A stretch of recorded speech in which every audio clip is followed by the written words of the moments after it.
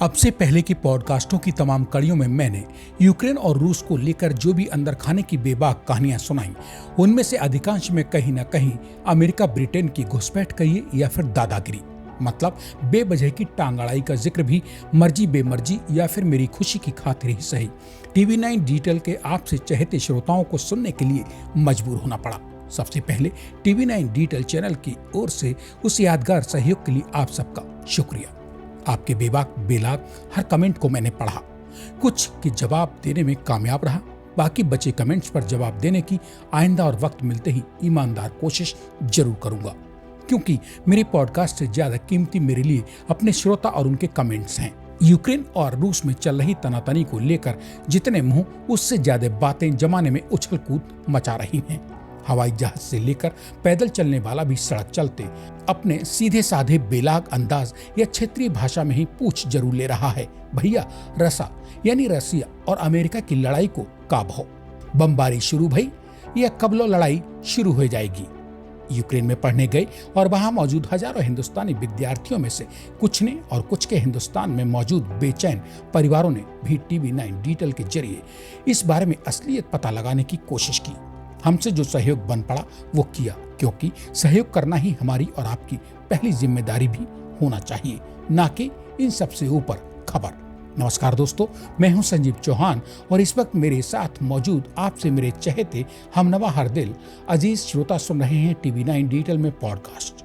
लौट फिर कर वही पुराना मुद्दा और सवाल कि यूक्रेन और रूस के बीच जंग आखिर कब शुरू होगी। इस सवाल के नए जवाब की तलाश के दौरान हाथ लगी मुझे इनसाइड स्टोरी में जो कुछ मिला उस सब को लेकर एक बार फिर आपके सामने आपके साथ मौजूद हूँ। जंग का असल मसला तो रूस और यूक्रेन के बीच का है, तो फिर मैं या आप यानी मेरे श्रोता बेवजह ही इस मसलहे में कूदकर अमेरिका और ब्रिटेन किसी अपनी दुर्गति भला क्यों कराने पर उतरे।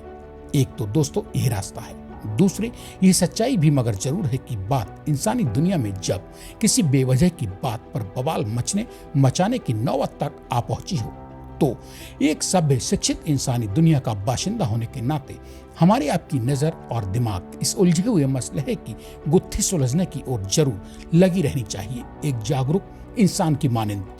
यूक्रेन और रूस के बीच में अगर अमेरिका और ब्रिटेन बेवजह ही कुलांच मारकर बंदर की मानंद कूद फांद मचाना शुरू न करते, तो शायद आज एक बार फिर मुझे इसी मुद्दे पर आपको पॉडकास्ट की इस कड़ी को सुनने के लिए विवश न करना पड़ता। लेकिन क्या करूं, आंख से देखकर और कान से सुनकर भी चुप्पी साध जाने वाला इंसान भी तो फिर भला समाज में किस काम का। वह तो दो घरों की लड़ाई में अमेरिका और ब्रिटेन ने जब ताक झांक यानी लुका छिपी खेलना शुरू किया, तो हिंदुस्तान के दुश्मन देश चीन ने भी बदली बदली सी आवाज में बेवजह ही बीच में छलांग लगाकर जोर जोर से छींकना शुरू कर दिया। हालांकि चीन की छींकों की आवाज उसी की हदों में किसी बकरी के मेमने के मेमयाने किसी घुट कर रह गई। दरअसल चीन रूस को उकसाकर उसी के बम बारूद के बलबूते अपने दुश्मन नंबर 1 अमेरिका को पटरी पर लाने की जुगाड़ में था, मगर हिंदुस्तान से लोकतांत्रिक देश के रूस से समझदार दोस्त ने चीन के मशवरे पर अमल करने की बात तो दूर कही, उस पर कान लगाकर उसे गंभीरता से सुनना तक गवारा नहीं किया। लिहाजा रूस की कथित बेरुखी से झेपा चीन अपनी आंखों के आंसू अपने ही हाथों से पोंछकर चुपचाप कुछ दिन रो धोकर और सुबक कर बैठ गया, वरना चीन का इरादा तो था कि वो यूक्रेन के सीने पर बम बंदूक बारूद के लाव लश्कर से लदे रूस को उकसाकर उस अमेरिका को औकात में ले आएगा जो अमेरिका चीन की जिंदगी नरक किए हुए है, या फिर रूस की पीठ के पीछे खड़े होकर छींक रहे चीन को देखकर अमेरिका डरकर भाग जाएगा। मगर हमेशा खुद की बुद्धि पर विश्वास करने वाले रूस से बलवान ने चीन की उछलकूद पर ध्यान देने की बात तो दूर, उसे धकेलकर उसे अपने घर में चुपचाप मुंह बंद करके बैठे रहने का इशारा कर दिया। शायद यह कहकर कि जब रूस से समझदार देश की कहीं किसी से बातचीत या जंग चल रही हो, तो चीन से न समझ बालकों को तब उनके बीच में गिल्ली डंडा खेलने या धींगा मुश्ती करने को नहीं आना चाहिए, वरना चीन की जरूरत से ज्यादा की चालाकी उसी को उसके पांवों की टेढ़ी चाल में उलझाकर कहीं भी ऊंचे खाले में ले जाकर पटक सकने के लिए काफी होगी। बहरहाल आइए अब बढ़ते हैं मुद्दे की ओर, जिसको लेकर रूस और यूक्रेन आमने सामने आ डटे हैं। सवाल फिर वही कि यूक्रेन को लेकर रूस इस कदर का उग्र रूप धारण आखिर क्यों कर चुका है, और यूक्रेन व रूस के बीच मौजूद गुस्से के आंगन से उठ रही लपटों, शोलों की तपिश और काले आसमान छूते धुएं के खौफनाक गुबारों के बीच आखिर अमेरिका ब्रिटेन किसी बेगानी शादी में अब्दुल्ला दीवाना सा बनकर नाचने को क्यों कूद पड़े हैं। कोई बात नहीं, कूद पड़े तो कूद पड़े, ये उनकी मर्जी या कम अकली भी तो हो सकती है। हमें आपको वक्त जाया करके इसमें सिर नहीं खपाना चाहिए। इसमें हमारा और आपका भले ही कुछ बढ़े ना, मगर कीमती वक्त जरूर बर्बाद होगा। अमेरिका और ब्रिटेन को अपनी छीछा लेदर घर बैठे कराने की सनक चढ़ी तो वे दोनों ये सब करने पर उतर आए। दरअसल रूस मौजूदा वक्त में दुनिया में सबसे बड़ा प्राकृतिक गैस के भंडार वाला देश है। दूसरे और तीसरे नंबर पर अगर दुनिया में गैस के मामले में धन्ना सेठ हैं तो वे हैं ईरान और कतर। रूसी हुकूमत की अपनी खुद की गैज़प्रॉम नाम की एक सरकारी गैस कंपनी है जो दुनिया भर में रूस द्वारा बेची जा रही गैस की बिक्री संबंधी मामलों को ही देखने के लिए बनाई गई है। इसी रूसी गैस कंपनी के जरिए रूस को उसके कुल सालाना बजट का 40% हिस्सा इनकम के बतौर उसके सरकारी खजाने को हासिल होता है। रूसी गैस कंपनी यूरोप के गैस आपूर्ति बाजार में लंबे समय से अपनी बादशाहत कायम किए हुए है। रूस और यूक्रेन के बीच आज छिड़े बवाल की नींव अब से 8 साल पहले यानी सन 2014 में ही रखी जा चुकी थी, जब रूस ने यूक्रेन पर हमला बोलकर उससे उसका लाड़ला और यूक्रेन के बेहद काम का क्रीमिया कब्जा लिया था। तब तक रूसी गैस कंपनी अपनी गैस पाइपलाइन के जरिए सीधे यूरोप में भेजती थी। ये रूसी गैस पाइपलाइन जिन जिन देशों के बीच से होकर गुजरती थी उन सभी देशों को रूस एक पूर्व निर्धारित या समझौते के हिसाब से सालाना ट्रांजिट फीस के नाम से मोटी रकम अदा करता था।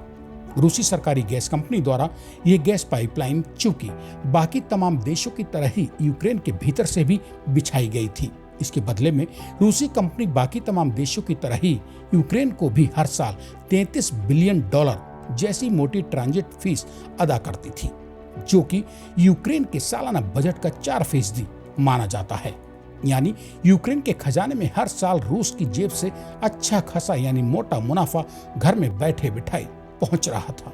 सन 2014 में जब रूस और यूक्रेन के रिश्ते खराब हुए तो रूस ने अपनी गैस पाइपलाइन यूक्रेन के अंदर से हटाकर उसके बाहर डालने की योजना बना डाली। इसकी भनक लगते ही यूक्रेन भन्ना उठा। इसमें भला सोचो कि यूक्रेन के गुस्से से बौखला उठने की कौन सी बात या वजह थी। जिस रूस की गैस और गैस पाइपलाइन, वो रूस चाहे कैसे भी किसी भी रास्ते से अपनी गैस की सप्लाई करे। यह तो तस्वीर का एक पहलू है। दूसरे पहलू को भी मगर यहाँ नजरअंदाज करना मुनासिब नहीं है, जिसके मुताबिक यूक्रेन का तिलमिलाना इसलिए जायज कह सकते हैं क्योंकि पहले से ही यूक्रेन से बिफरे पड़े रूस ने उसके पेट पर यानी यूक्रेन की सालाना मोटी इनकम पर लात मारने का षड्यंत्र रच डाला, जो कि यूक्रेन क्या किसी भी देश के लिए नाकाबिले बर्दाश्त ही होना चाहिए। तिलमिलाया यूक्रेन भले ही उन दिनों रूस के खिलाफ कोई ठोस कदम न उठा सका हो, मगर रूस ने नॉर्ड स्ट्रीम 2 गैस पाइपलाइन बिछाने की शुरुआत कर डाली तो पहले से मौके की तलाश में बैठे ब्रिटेन और अमेरिका ने यूक्रेन को रूस के खिलाफ उकसाना शुरू कर दिया। अब ये भी समझिए कि रूस की नॉर्ड स्ट्रीम 2 आखिर क्या बला है। इसके तहत रूसी गैस कंपनी ने 1200 किलोमीटर लंबी गैस पाइपलाइन उत्तर पूर्वी जर्मनी तक बाल्टिक महासागर के रास्ते समंदर के अंदर बिछा डाली है। आज इसी पाइपलाइन की एक अनुमान के हिसाब से इंटरनेशनल मार्केट में करीब $10 बिलियन कीमत हो चुकी है। अपनी इसी बेशकीमती गैस पाइपलाइन के रास्ते या जरिए रूस अब जर्मनी को सालाना 55 बिलियन क्यूबिक मीटर गैस सीधे सप्लाई करने की स्थिति में लाकर खुद को खड़ा कर चुका है। पॉडकास्ट की इस कड़ी में आपका दोस्त संजीव चौहान अपने इस वक्त साथ जुड़े सुधी श्रोताओं को ये बताना भी जरूरी समझता है कि रूस से सबसे ज्यादा तेल और गैस का खरीदार दुनिया में सिर्फ और सिर्फ जर्मनी है। जर्मनी ही इकलौता वो मजबूत पांवों वाला देश भी है जो यूरोप की सबसे बड़ी अर्थव्यवस्था का बोझ अकेले ही अपने कंधों पर ढोने संभालने का दमखम रखता है। कुल जमा यह कह सकता हूं कि रूस पूरे यूरोप की गैस और तेल आपूर्ति का इंतजाम करने वाला इकलौता मालिक या बादशाह है। ब्रिटेन, अमेरिका और तमाम नाटो संगठन के देशों की आंखों में यह वजह किसी कंकड़ का सा जख्म हमेशा से ही बनाती रही है। अब तक जो रूसी गैस सप्लाई लाइन यूक्रेन के बीच से होकर गुजर रही थी और जिसकी एवज में यूक्रेन को मोटा आर्थिक मुनाफा या कहीं इनकम हो रही थी, 2 साल पहले ही हुए एक समझौते के मुताबिक इस गैस पाइपलाइन के भाड़े के रूप में रूस सन 2024 तक यूक्रेन को अभी हर साल $2 अरब अदा भी करने वाला था। रूस के मौजूदा सख्त रुख से अब वो रकम भी यूक्रेन के खजाने में पहुंचने से रुक जाएगी। पेट पर लात पड़ने पर भला सोचिए, अब यूक्रेन रूस को देखकर क्यों नहीं गुर्राएगा। उधर रूस की भी अपनी बात जायज है, जब जिस यूक्रेन से दोस्ती की आइंदा अब कोई गुंजाइश ही बाकी न बची हो, जो यूक्रेन रूस से अलग होकर उसके दुश्मन देशों यानी नाटो संगठन का हिस्सा बनने पर उतारू हो, जिस यूक्रेन के आंगन में रूस के दुश्मन ब्रिटेन और अमेरिकी सेनाओं ने रूस के ऊपर झोंकने की खातिर गोला बम बारूद इकट्ठा कर रखा हो, तो रूस या कोई भी देश ऐसे यानी यूक्रेन से किसी देश को भला हर साल मोटी कमाई अपने खजाने से क्यों कराएगा। दरअसल रूस के गले में मरे सांप सा पड़ा यूक्रेन का ये बवाल अधर यानी त्रिशंक में लटकाने के बजाय टल या टाला भी जा सकता था, मगर ऐसा हुआ नहीं।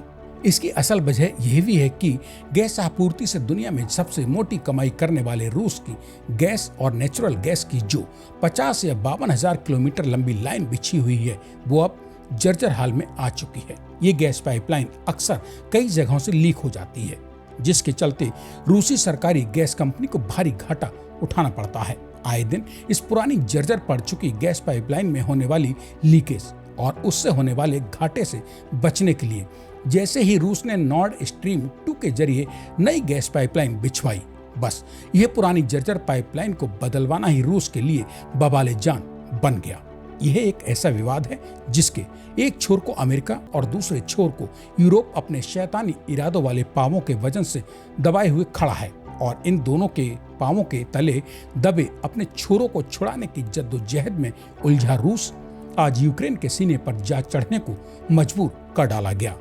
तो दोस्तों, पॉडकास्ट की इस कड़ी को सुनने के बाद आप भी अपने मन की बेबाक बात कमेंट बॉक्स में लिखकर बताना ना भूलें, और हाँ, हमारे डिजिटल चैनल TV9 भारतवर्ष को सब्सक्राइब भी करने की जहमत फरमाएं, ताकि आइंदा जब भी मैं ऐसे ही किसी और मसले को लेकर आपके साथ जुड़ने की कोशिश करूं, तो मैं और आप कम से कम एक साथ अपनी मौजूदगी तो दर्ज करा सकें। आपके बिना भला मेरा क्या अस्तित्व, मैं आपसे हूँ, आप भला मुझसे क्यों। इसी के साथ अब अपने दोस्त संजीव चौहान को दीजिए इजाजत। मेरे लौटकर आने का कीजिए इंतजार। तब तक के लिए नमस्कार।